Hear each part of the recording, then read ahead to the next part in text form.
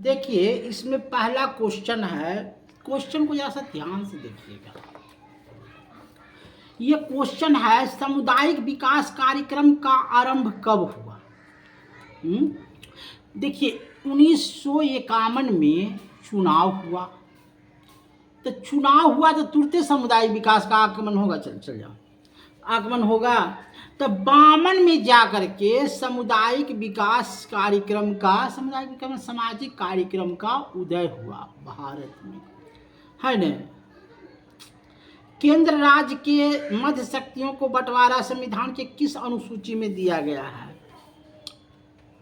अभी हम पढ़ाए हैं कि केंद्र और राज्य की सूची 7वां अनुसूची में है।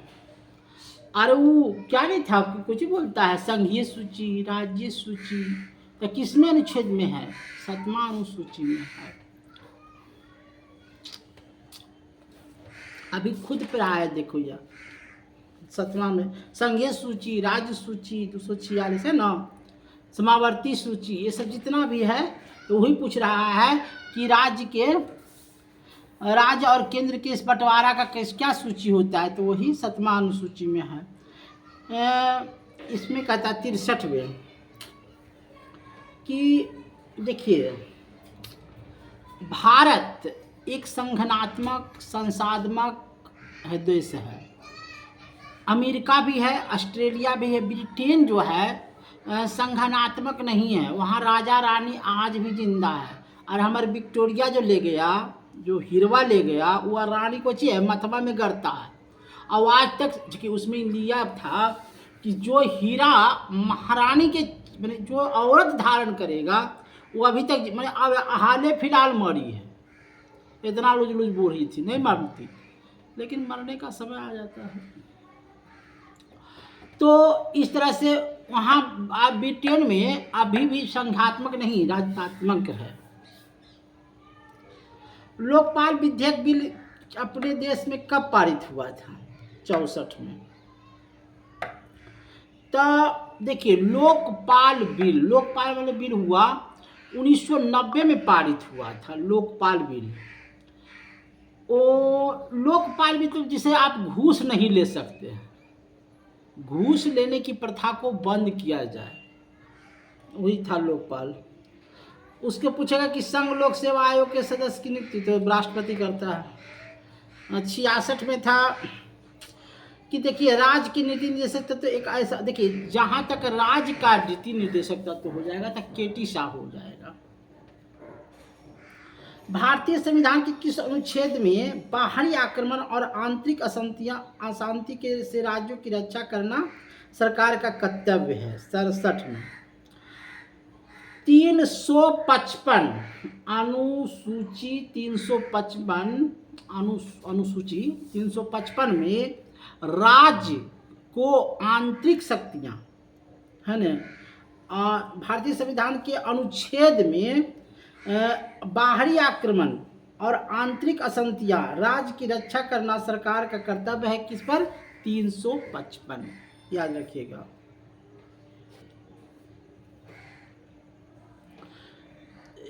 देखिए भीमराव अंबेडकर है ना प्रारूप तैयार किया, तो वही विषय। गुट निरपेक्ष विदेश नीति का प्रतिपादन किसने किया था? ये जो है जवाहरलाल नेहरू ये थे। पहले बात को समझ लीजिएगा। गुट निरपेक्ष जवाहरलाल नेहरू ने किया था गुट निरपेक्ष का निर्माण।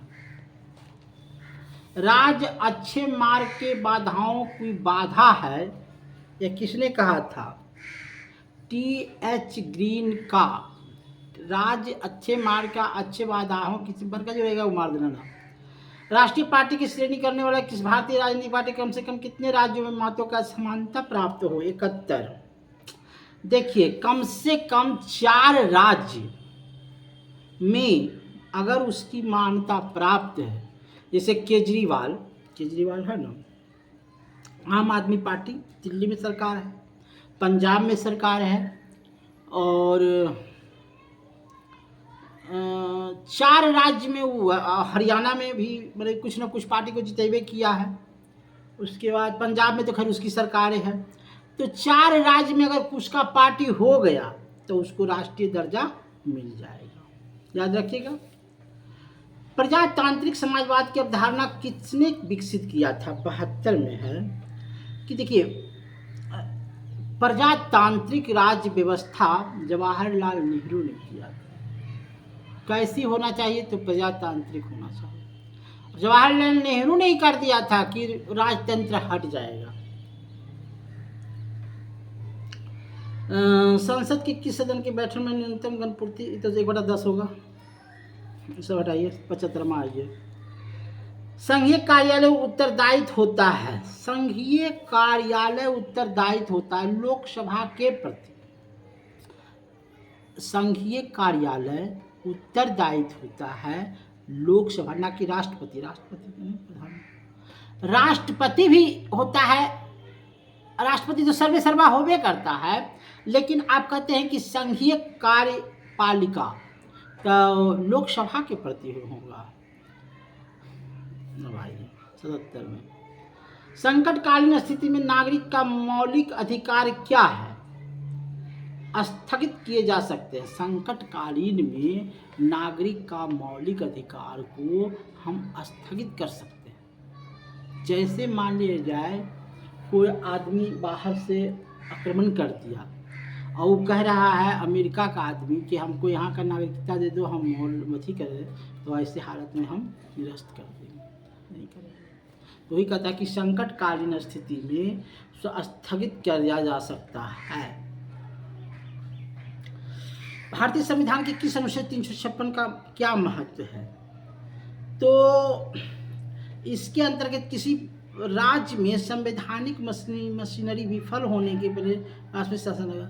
जैसे अगर संविधान को पालन नहीं किया जाता है, संविधान वहाँ नहीं लागू है, तो राष्ट्रपति शासन लागू हो जाएगा। 80 में जॉन लॉक के अनुसार व्यक्ति की प्राकृतिक अधिकार है, क्या है? जीवन, स्वतंत्रता, संपत्ति का अधिकार। जीवन, स्वतंत्रता और उसका बाप का संपत्ति का अधिकार है, क्या है? उसको प्राकृतिक अधिकार है। अब आइए दूसरा पार्ट, ज्यादा नहीं समझ लेंगे, तुरंत हो जाएगा।